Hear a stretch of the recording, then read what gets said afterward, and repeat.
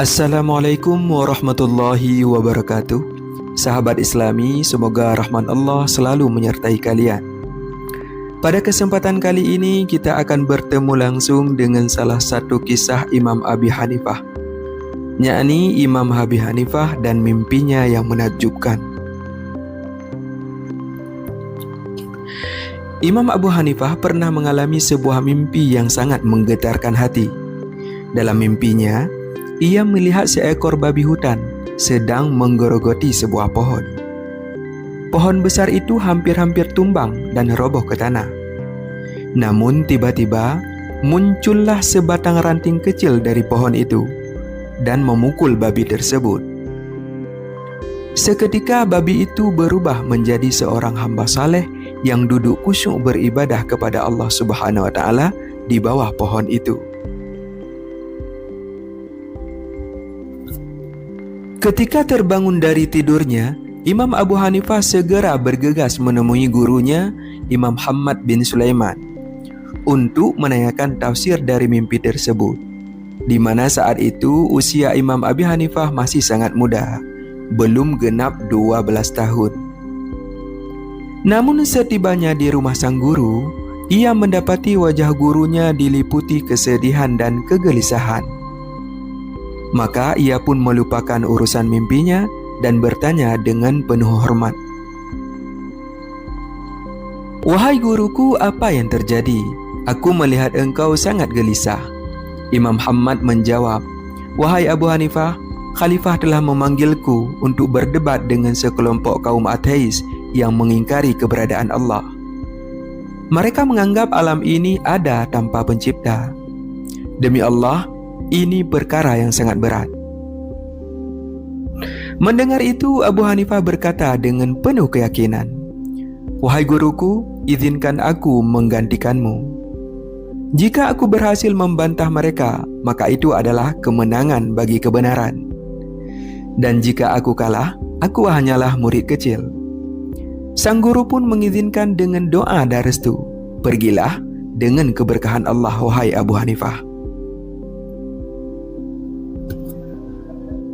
Imam Abu Hanifah pun pergi ke istana khalifah. Ia mendapati sekelompok orang telah duduk menunggu. Ketika ia mengucapkan salam, hanya khalifah dan segelintir orang yang menjawabnya. Khalifah bertanya, "Di mana gurumu, Muhammad bin Sulaiman?" Abu Hanifah menjawab dengan tenang, "Guruku mengutuskanku untuk menggantikannya."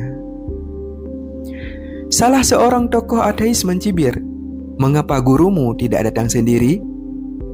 Bukankah ilmunya lebih luas?" Imam Abu Hanifah menjawab dengan kecerdasan dan adab, "Guruku adalah pohon ilmu yang berbuah lebat, tetapi kalian belum layak duduk di bawah naungannya." Kemudian kaum ateis bertanya, "Wahai Abu Hanifah, apakah engkau pernah melihat Tuhanmu?" Ia menjawab, "Tuhanku Maha Suci, penglihatan tidak dapat menjangkaunya, tetapi Dia menjangkau segala penglihatan." Mereka berkata, "Kami tidak percaya kitab suci, berikan contoh dari alam ini." Maka Imam Abu Hanifah berkata, "Jika seseorang meninggal dan ruhnya keluar, apakah kalian dapat melihat ruh itu?" Mereka menjawab, "Tidak."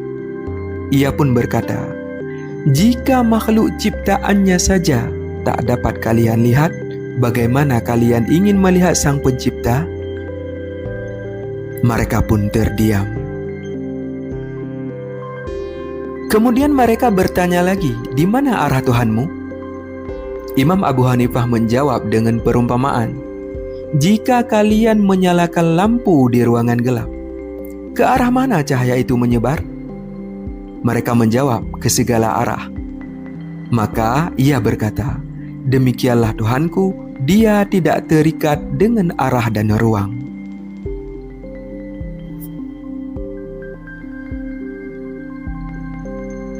Kemudian kaum ateis kembali berkata, "Jika jin diciptakan dari api, bagaimana Allah Subhanahu wa taala menyiksa mereka dengan api?"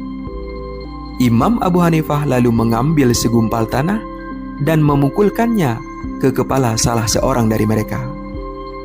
Khalifah terkejut dan berkata, "Apa yang engkau lakukan, wahai Abu Hanifah?" Ia menjawab dengan tenang, "Ini hanya perumpamaan. Tanah ini berasal dari tanah, namun tetap bisa menyakiti. Maka api pun dapat menyiksa makhluk yang berasal dari api." Akhirnya kepala kaum ateis itu berkata dengan penuh ta'zim, "Tunjukkan aku kepada gurumu, agar aku menjadi murid di hadapannya." Saat itulah Imam Abu Hanifah memahami makna mimpinya. Babi dalam mimpi itu adalah pemimpin kaum ateis.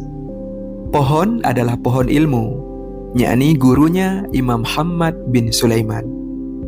Dan ranting kecil itu adalah dirinya sendiri. Dengan izin Allah Subhanahu wa Ta'ala, ranting kecil itu menyelamatkan pohon ilmu dan menundukkan kesesatan. Wallahu a'lam bissawab.